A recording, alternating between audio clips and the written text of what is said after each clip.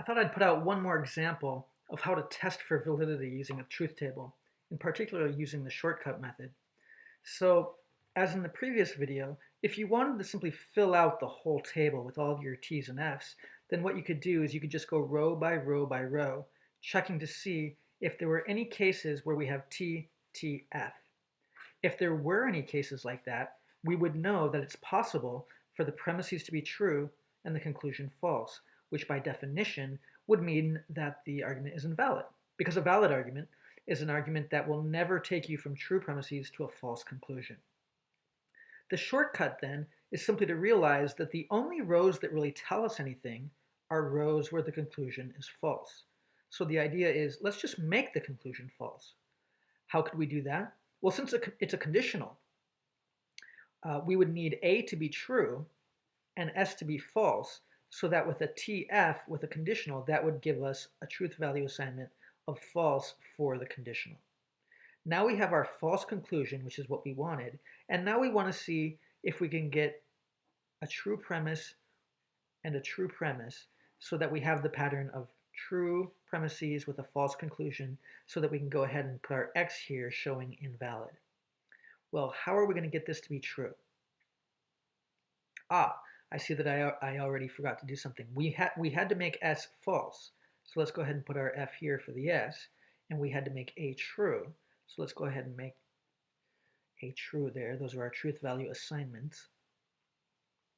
Now, going back to this conditional, if S is false, but we need the entire conditional to come out true, what does B need to be?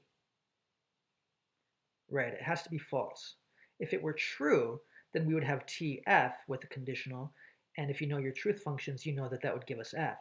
But the only truth value assignment that interests us is T, because we're trying to get the premises to be true and the conclusion false. So B becomes false, so we have to put our false here as well under this B. Now here's the only place where it gets a little tricky. This is the main connective for the sentence if A, then B or W. So we already have the antecedent being true, so it all comes down to this disjunction. B is false.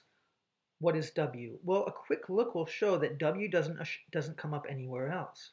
So we can make W anything we want.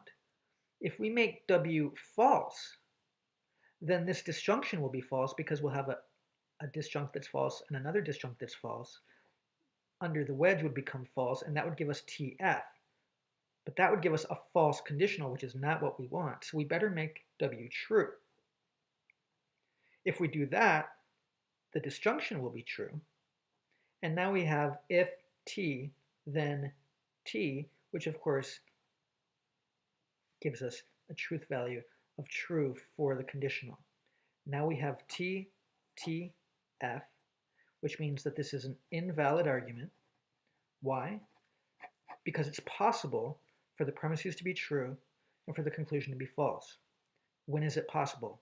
Well, when A is true, when B is false, when W is true, and when S is false. Those truth value assignments will give us the row that demonstrates that this is an invalid argument.